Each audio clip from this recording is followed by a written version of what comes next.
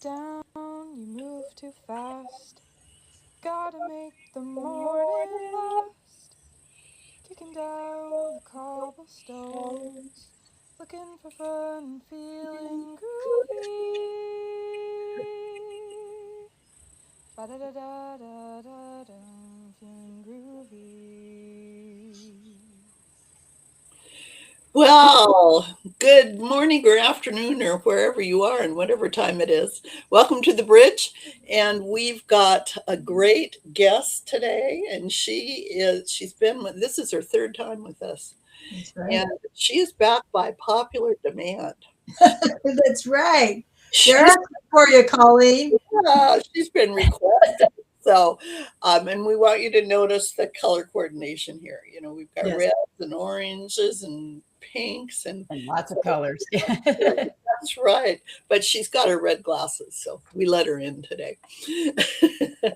Colleen, welcome. And this is episode 106. Thanks for having me back. This is a blast. This is a blast. We love having you back. And you can be a regular if you'd like. So I am never short of things to talk about. So I will say that. Right.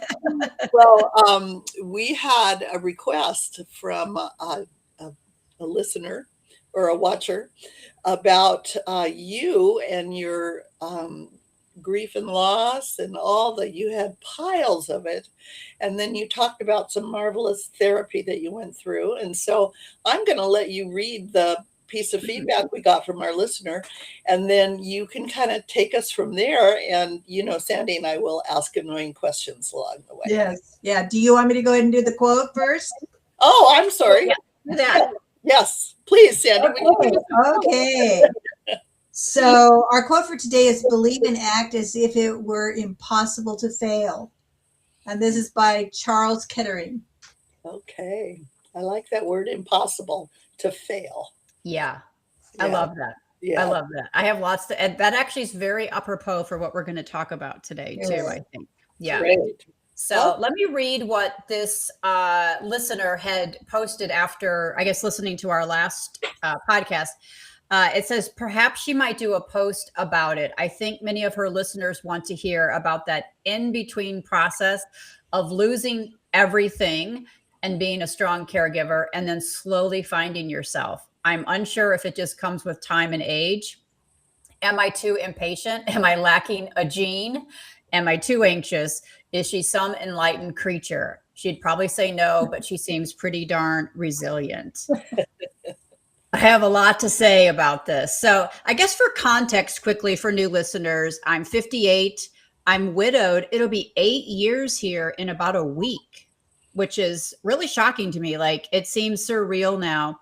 But in that 8-year time period, I'm also child-free by choice. I don't have children. So in that 8-year time period, my husband became sick. I had been with him 30 years. I became a caregiver for a year. I lost him. I had injured myself helping him. So then I lost my health, had to have some back surgery to fix that. Then my sister was losing her battle with cancer. She's my only sibling, lost her, went minimal contact with my mother, lost 2 best friends, got into a lot of, basically lost my mental health there for a while, got into some great therapy and have worked my way back. So no, there is no gene. There is no gene. It's just, it's work and time and a lot of hard lessons learned and a lot of hard lessons internalized. Yeah, I've actually been talking about this a lot lately.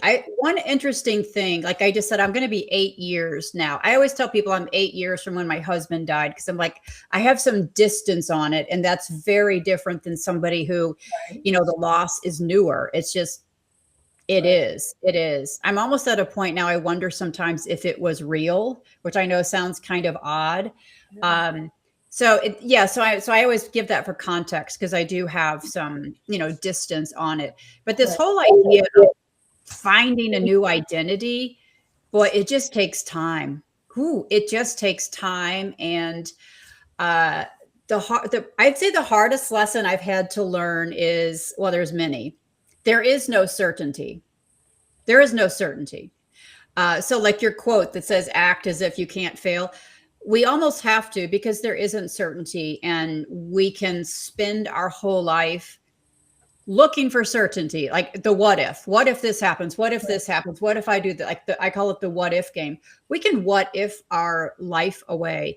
At some point you have to start doing and trying without expectation, because not everything's going to work out, right? And it's really kind of a piece by piece, inch by inch method. I mean, it's not a method, but that's kind of what it is. Do a little bit of this, see if it works out. Oh no, that didn't work. Okay, come over here, try a little bit of this. Well, that kind of works, so we're going to keep that, and then we're going to, it's really I think the hardest thing is there isn't an answer. Mm-hmm. Right? So that's a really good way that you're putting that. There isn't one certain answer, and you kind of tried this and you tried that.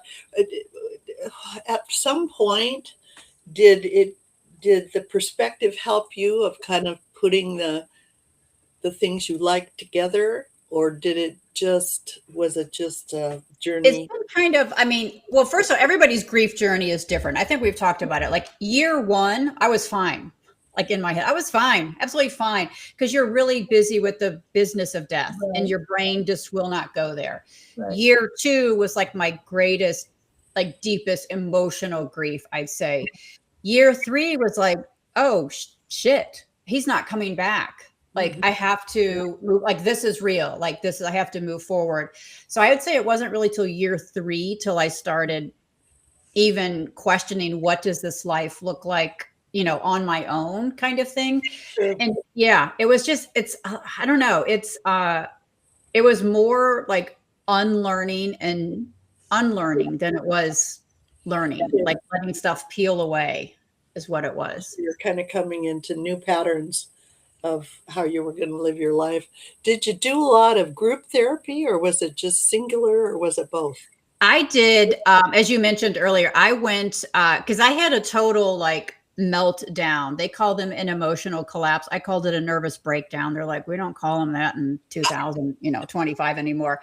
I wound up, because it was, once I started this grief, then a whole lifetime of childhood trauma and whatnot. The universe is like, while she's down, let's just pile it on. Yeah. Which apparently is very common. You obviously grief, it kind of cracks things open. So I went to this really wonderful place in Tennessee called On-Site Workshops, On-Site Programs. It's kind of a strange name, but they specialize in trauma therapy. And I went there twice. I went once for a group program that I called a trauma camp. They don't call it trauma camp. I called it trauma camp. And then I went one time on my own, where you work intensively with a therapist for 5 days, like you and a therapist alone in a room. It's very, very intense. And that was probably the start of the journey. Like you're not fixed when you come out, but it's definitely the start of the journey. And it is a lot. Yeah. How long apart between the first one, the group one, and then the individual? I think it was about 6 months. Okay. I want to say 6 months. And what they're very like cutting edge therapy. All of the therapists are like, because it's like you go stay there, like a camp, but it's not camp. Yeah. But it's very cutting edge. And so all the therapists are guest therapists from around the country that have been through the program themselves, which I found really interesting. Yes. And they tried a lot of different interesting therapies that I probably wouldn't have done otherwise. I did like equine therapy, which was really amazing. They got me into EMDR, which is the electromagnetic eye movement desensitization. I always forget what the R is. Anyhow, that was a very incredible therapy that I did continue after going there. So I think they were about 6 months apart, But I pretty much sat, like I said, in a dark room for 2 years, just kind of, kind of what the hell happened? What just happened? Sure. Kind of thing. Yeah. Well, and so were they kind of classified as trauma specialists, or was there trauma and grief specialist? The primary like mechanism that they use. So every therapist can like present like the method like in their own way, but they do what's called a timeline therapy. I don't know the official words, but you literally sit in, like at the group therapy is where we did it. You sit in a room and you basically have to, our therapist made us, it was actually very fascinating. You basically describe your life in 5-year increments, like from 0 to 5, 5 to 10, and you tell your whole story. She made us write ours out, and they give you like the big, like Post-it things with our non-dominant hand, and we couldn't use words. We could only use pictures. Wow. Oh, So wow. it was like you were like 2 years old, like Right. coloring.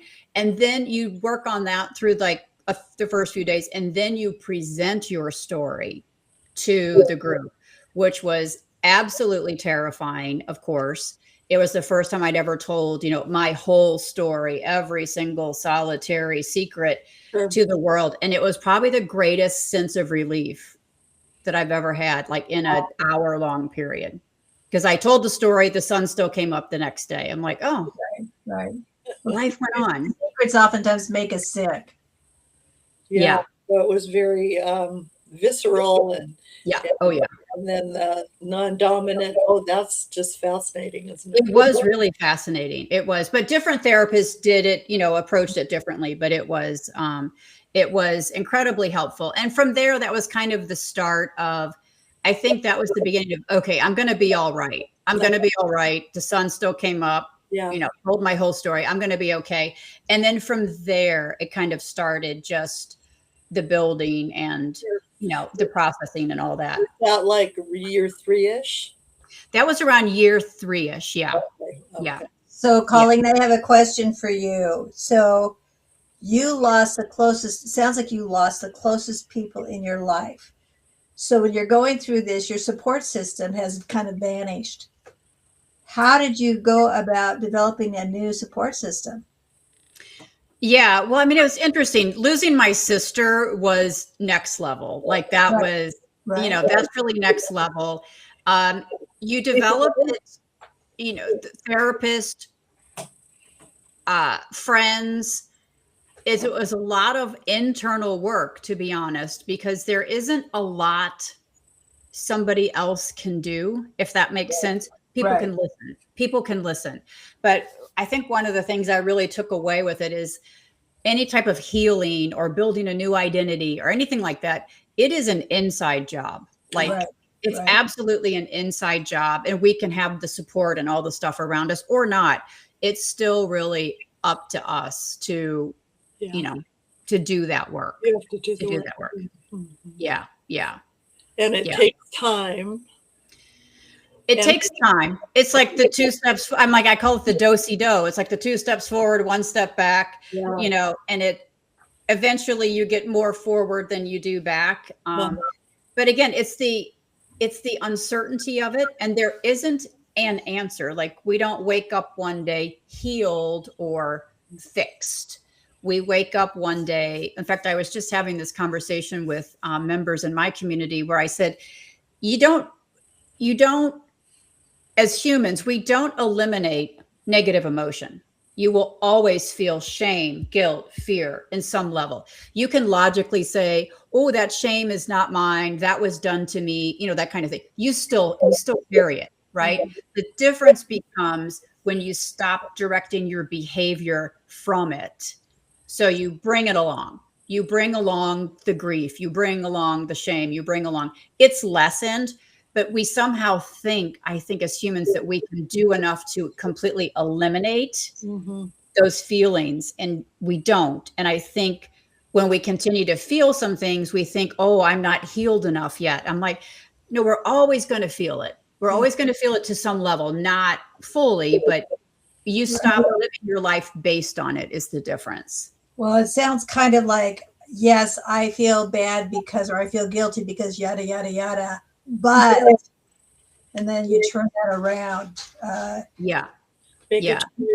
Well, and it sounds like it's sort of a continuum of awareness. Yes.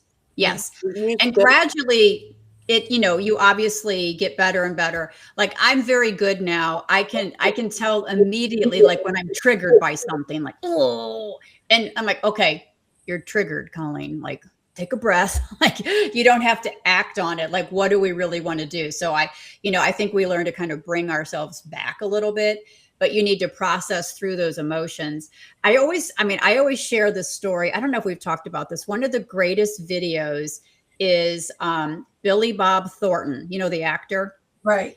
He has a video. It's on YouTube. You can find it everywhere. But he talks about when his brother died, I think and you he said, told us about it. Yeah. it just stuck with me. He's like, I realized I would never be happy again. There would always be this weight here, and that I would carry with me forever.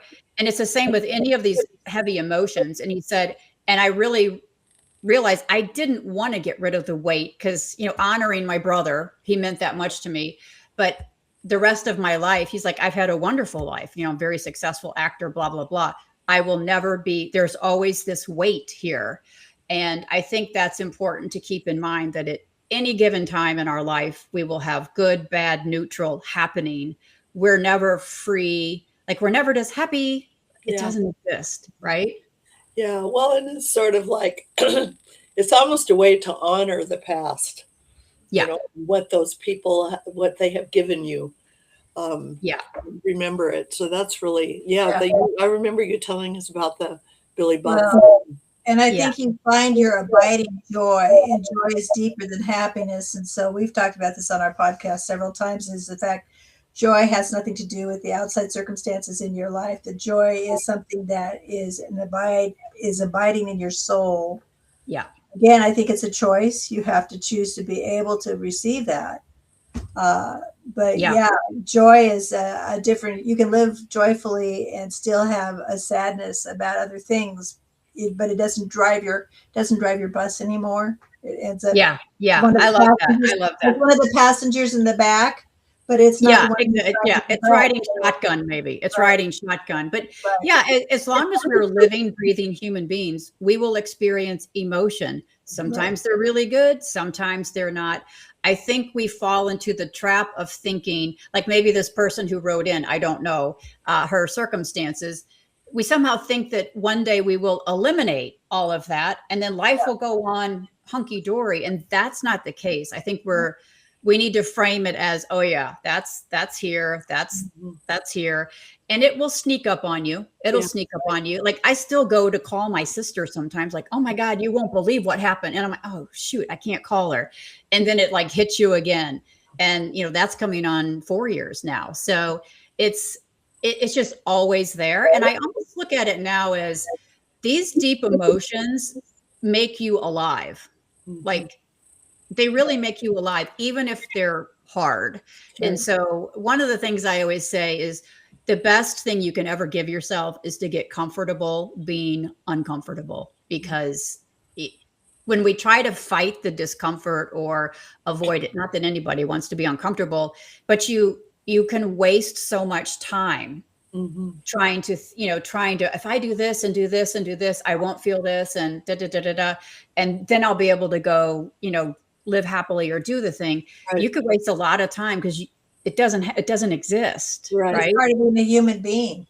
Yes. Emotions are when we were created. Yeah. Well, and the other thing I'm thinking is that when you embrace that difficult emotion, then you can choose to learn something from it. Yes. You can take something away that's helpful. I mean, it may not be, oh boy, but yeah. And I think that's really important too. There isn't always a happy ending. Mm-mm. There isn't always a good answer. Sometimes it's the least crappy of the answers, and that's what it is, right? That's what it is. There isn't a great answer. I mean, I look at all the, people, like I have my best girlfriend, her husband has late stage Alzheimer's. I'm like, whoever invented that disease needs to burn in hell. But there's no good answer. There's no good ending. It's awful. It's the least of the awful. And you just try to do your best with it. Mm-hmm. That's kind of the way that it is. Yeah. Everybody kind of has their own road to hoe. Now tell me about your selection, not with the the two the group and the what'd you call it, camp, the Yeah, year that you trauma went camp.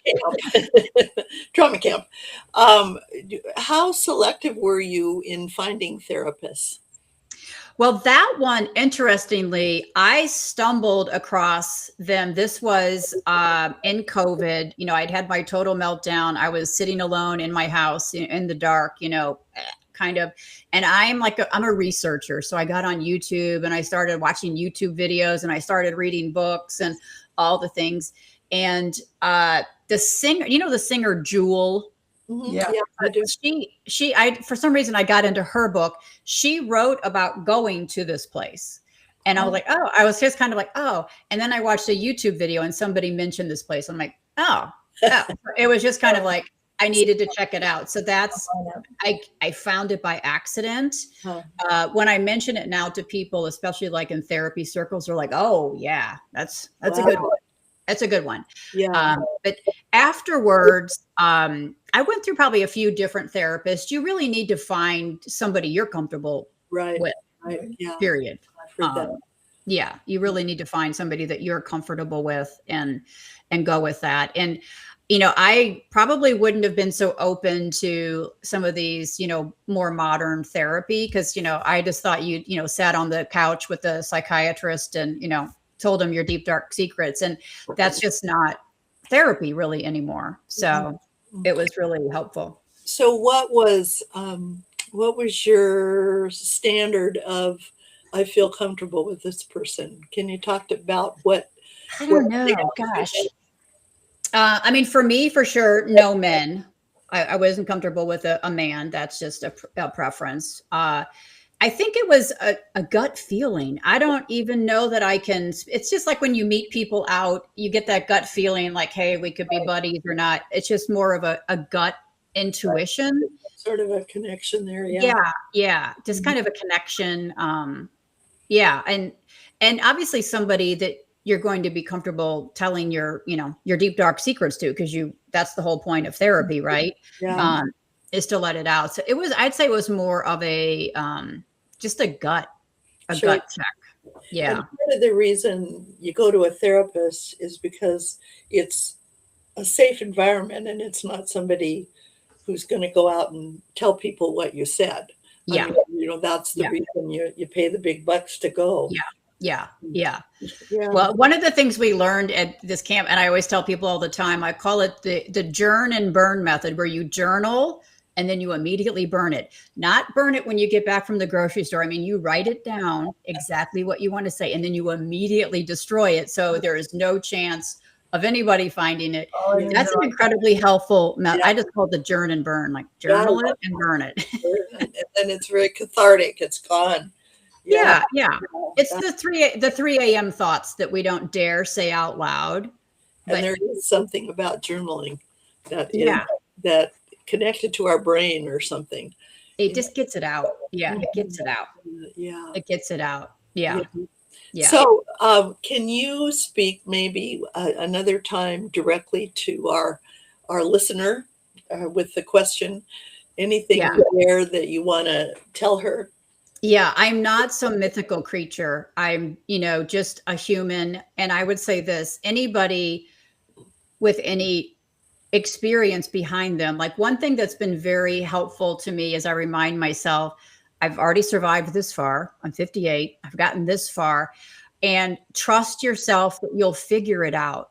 Like, I think sometimes we look really, really hard for the answer and we can't know everything in advance. And I'm like, you have figured it out so far, right? We figure it out in some capacity when we don't have another choice, and there isn't a right or wrong.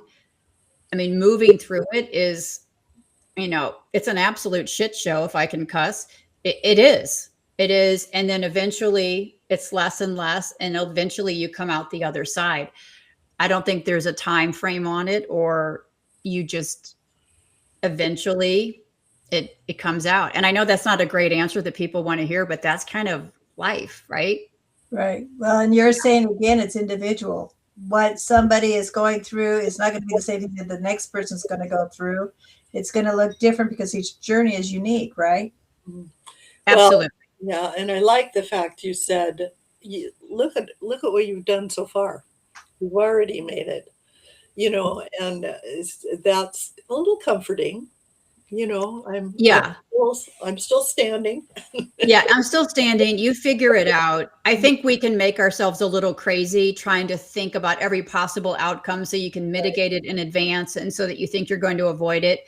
And then it still, rains on the parade, right? And you have to figure it out then. And we can. You have to figure it out. You have to Yeah. figure it out. The over reasoning is not, I mean, there's going to be things that we just don't have answers for. And over Yeah. reasoning can drive you crazy. You can go down a rabbit hole with that. So, Colleen, what are you jumping into now that you 8 years ago never thought you were going to jump into? Well, I'm so glad you asked because I am embarking on starting in May. I am going nomadic for a year. What do I'm you think of going that? to be doing house and pet sitting around. It's something I had thought about. I researched it. I didn't realize it was a whole thing until I got into it. It's a whole thing. But what's been really interesting, I've actually been talking about this on social media, is I'm in the process now of like sorting, purging, downsizing, because I will give up my apartment for the year. I'm not going to keep leasing it. So things will go into storage. So what do I keep? What do I sell? What do I donate? All of those things. And I have really surprised myself. Things that I could not have fathomed parting with even 3 years ago, I can't get rid of fast enough. Wow, good Like, for you. it's like this line of like, I'm like, it's a line of demarcation. Yeah, Last life, next life. It's taken me a while to get here, but it's really surprising me because I'm like, oh, that's oh, good. So you stepped into your new life. yeah, stepping into my new life. And yeah, it's a great adventure, I, honestly. I'm going to encourage you. My dog just entered the room. Anyway, I'm going to encourage you to come up with a catchy title. You're good at catchy titles.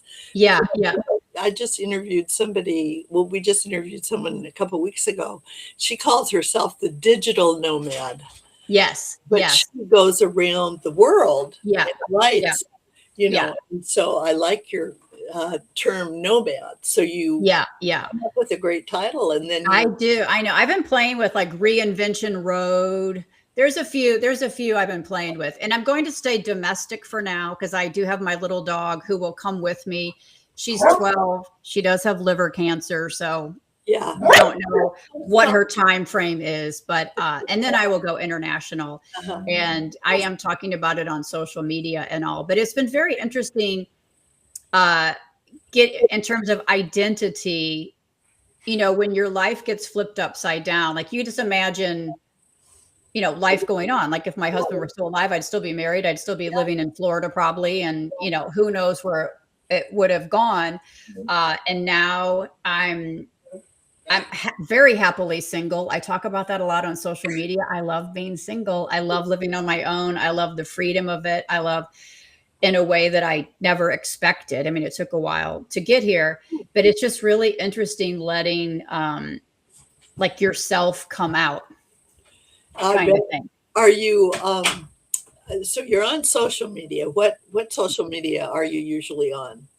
Instagram and TikTok are my biggest accounts. Yeah. Okay. Yeah. Are you going to do I mean, besides the social media, you're going to kind of have a web page, you're going to do a podcast? Yeah. I have a Substack, which I don't know if you're familiar with Substack. It's kind of a blogging. Yeah. Okay. So I'm on Substack. So I will use it. So, my business, I call myself a third act strategist. And basically what I do is I do all these micro experiments around lifestyle, money, income. I make tools around them. I share them so other people can go then build their best third act. So I'm considering this year of nomadic living an experiment, a case Right. study. Like, let's see. What's your handle on Substack? It's my name. It is my name, Oh, it's Colleen. just your name. Okay. Yeah, it's just my name. Yeah, it's just my I'll name. find you and follow you because I I didn't know that. We're on Substack too. We're Oh, on, wonderful. Yeah. we're Yeah. on Meeting on the Bridge is our name. I really like Substack. So I will talk about it. And one of the things that I do with like my members, just as an aside, is I do everything. And this is a helpful tip for folks coming into this new identity and all. I do everything in I call them micro experiments, because like Sandy's quote at the beginning, you have to act as if you can't fail. Yes, but really big decisions have potentially big consequences. Right. Littler decisions have littler consequences. So I'm very much a proponent of micro. Like, you have this big goal, this big thing. Let's dial it back into the smallest sliver of what can you explore, research, try out, experiment, kind of thing. So the nomadic life, that's a big one. But I have lived abroad. I've extensively traveled, so I don't have that. But for somebody who's never done it, I'm like, go away for a weekend, like an hour from your home, check, go solo, see if you like it, try it out first. So you can, pull things back in very micro. Sure. Baby steps. Baby steps. So, Colleen, do you ever feel lonely? Because you're changing do you feel somewhat isolated and feel lonely at times, or do you just kind of encapsulate it into your day and you just feel at peace about it? How's that work? Yeah, I love this question because people ask me all the time, aren't you lonely? Aren't you lonely? First of all, I'm very much of a loner anyhow, introverted. So I always say that as a personality type. We all need human connection, right? We all need human connection. Like where I live now, I have this I live in this amazing apartment building. I think I've talked about it. It's kind of like a hotel style. It's very social. There's lots of people here. So at any given time, I can go down to the lobby, where the fireplace is, and there's people hanging out. So, and that's wonderful. So there's that connection. Loneliness to me, this is kind of a big question. Loneliness to me is an inside job. Mm-hmm. I think people feel lonely, and I'm not a therapist, but this is the times I have felt lonely. When we get alone with our own thoughts, and we're alone with our own thoughts, sometimes we don't want to be alone with our own thoughts. And when we're with other people, there is a distraction, a dynamic kind of thing. Yeah, there's noise. Yeah. Yeah. So I think the loneliness thing, in terms of connection, we need that. We definitely need connection. In fact, I did an article on this the other day. Was it an article or a social media post? And this sounds so harsh. And I said, I don't want any more best friends. And everyone was kind of like, what? I'm like, I have some dear friends that I've had forever and ever. What I want now are connections that are from different parts of my life, like traveling, dogs, art, different parts of my life. I don't want the responsibility of a best friend.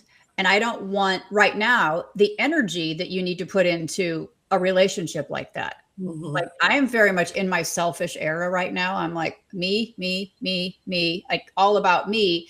And so I've been very discerning about that, but I have lots of connections, like in different pockets, just not the deep friendship, and we grow and change. Like I feel so different than I did 10 years ago, even before all of this happened. Like just we're different. That's a great perspective. We just did a book study on Mel Robbins' Let Them theory. And she's got a really good chapter on adult friendships. You might want to try to find that chapter. I'll check it out. Yeah. I've read her other things. Yeah. It's interesting. Also, I find we all want the connection and community. Nobody wants to organize it. Yeah. You're right. Yeah. She's got a part about it's a real interesting chapter. We have it in our podcast. We recorded it. So there's one of our things that we talked about that, but it's really interesting. And we go through different phases of our life. And we do. Having a good friend is a highly responsible relationship. Yes. We don't always have time for it or whatever. Yeah, we don't have time or the energy for it. Yeah. I've been the inviter in my life. I've brought people together that I thought looked interesting and thought, I'd like to get to know them better. And yeah, I'm the one that kind of has developed connections with people, but it's different now. I kind of feel like who I have in my life now fills up my world pretty well. Yeah. So I don't feel that need to try to develop something like that anymore, because I'm pretty, the energy level and the time and all that, it's pretty much where it's at right now, and good. But yeah, I have been the one who's been the inviter. Yeah. And it's easy, and it's one of those things, going back to them, it's easy to be offended because somebody else doesn't pick it up and do it. And you have to just understand that, again, ability, it's just not some people's spiritual gift. It's not their thing. And Yeah. you can't take it personally. And you can be thankful that that's how you are made, so that you can be there and kind of start things off with connecting. Yeah. Yeah. And I would say I participated in a summit last night. There's a gal, Aileen Gerhardt. She runs a program called Navigating Solo Table Talks. So it's about people who are solo aging. And we were talking about this very thing, how so many people need that community and connection, but how hard it is, at this age, whatever that means.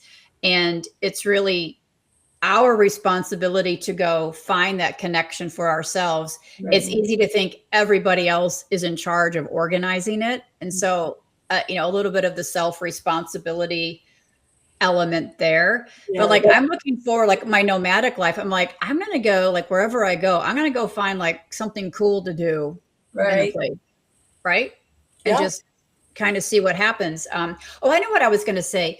We talked about this last night on the summit because the idea was about online connection, social media connections. And I'm a huge proponent of, you can find your people online easier than you can in real life. Because in real life, it's geographic proximity, right? It's the gal you see at the grocery store and the neighbor kind of thing. And online, we can definitely find our people. Mm-hmm. No, it doesn't replace, in-person connection and, actually getting together.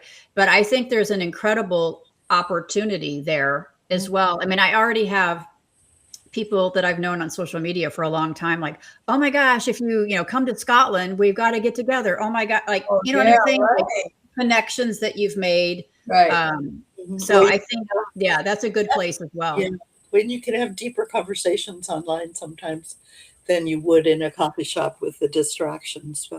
So would you send me the article that you wrote on you said you wrote an article on was it online connections or the nomadic?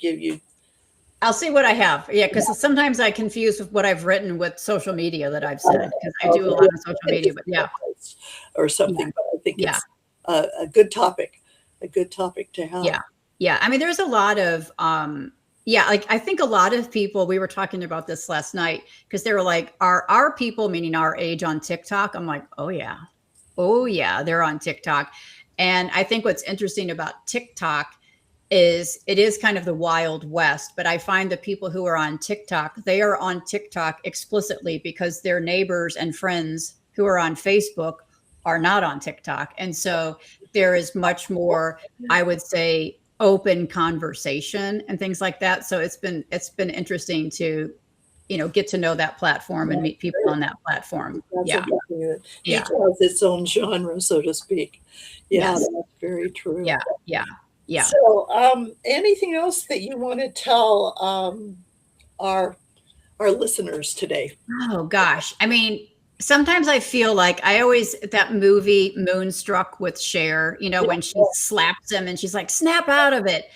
I wish I could do that with people who are in this, the deep grief and deep. I'm you will get to the other side. I wish I could snap you out of it faster. It'll never be behind you, but there is absolutely a new life ahead of you. If you let it be, right?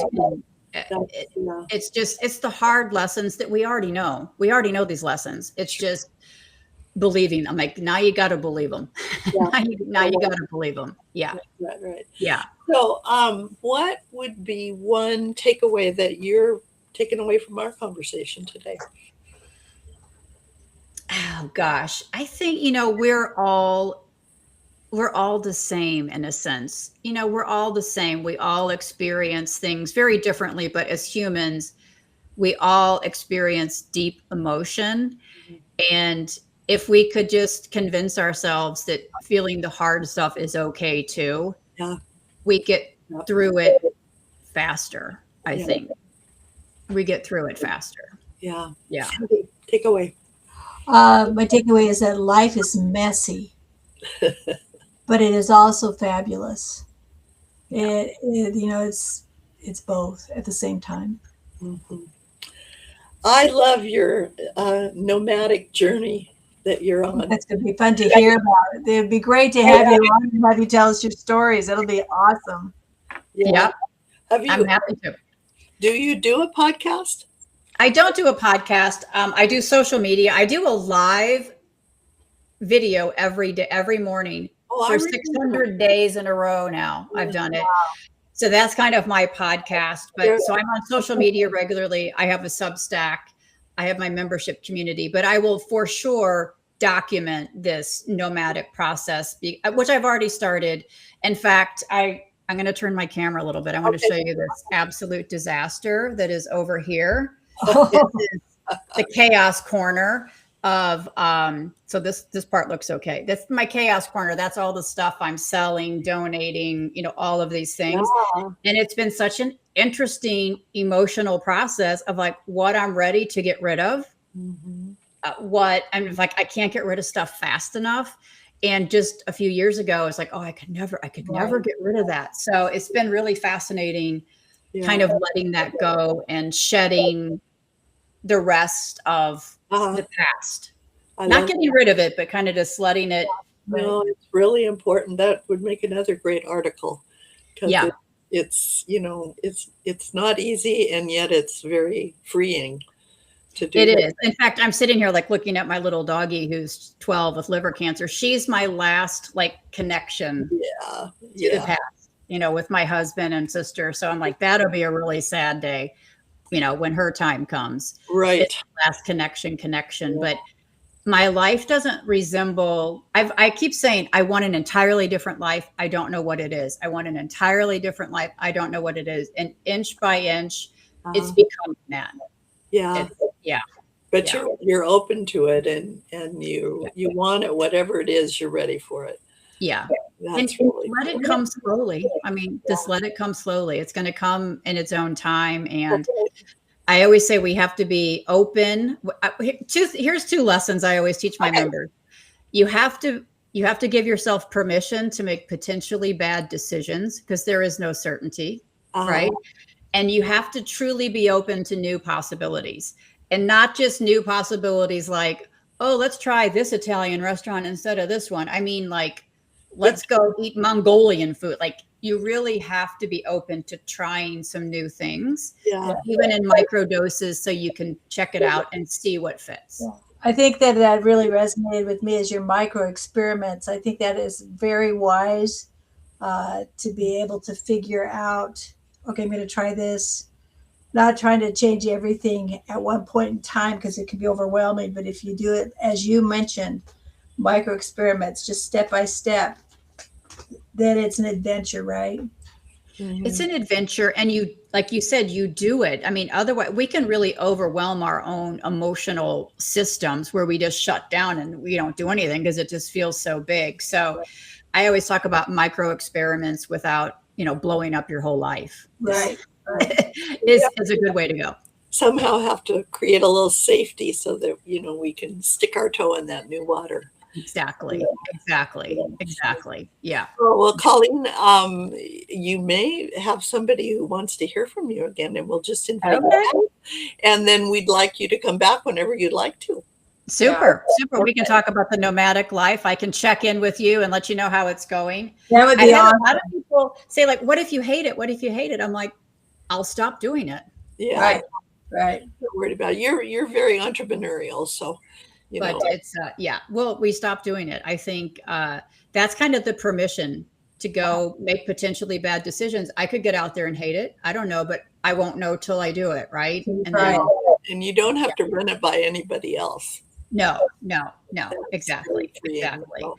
Yeah. And I think sometimes, I know we're at time, sometimes we think there are dire consequences to our decisions when there really aren't. Mhm. So it could be something as simple as like I, with my business students, and I start encouraging them to show up on social media. I was like, oh, I could never do that. I could never show up on social media. I'd be so bad. I'm like, yeah, you're going to be really bad in the beginning. Yeah. Because you're a beginner. I'm like, but let's think it through. What happens? You show up on social media and you're bad. What happens? Nothing. You're embarrassed. So what? That's like a human emotion. You're going to experience it anyhow, right? Yeah. Nothing dire actually happens. It's a temporary emotion. Well, it's a lovely freedom to live in, to know that Yeah. you can do and try things. Yeah. Yeah. I love it. Yeah. Absolutely. Yeah. Yeah. Okay, so we're gonna, I'm gonna push a button and stop us, but will you hang on for the other Sure. side? Yeah. Thank you. Bye-bye, everybody.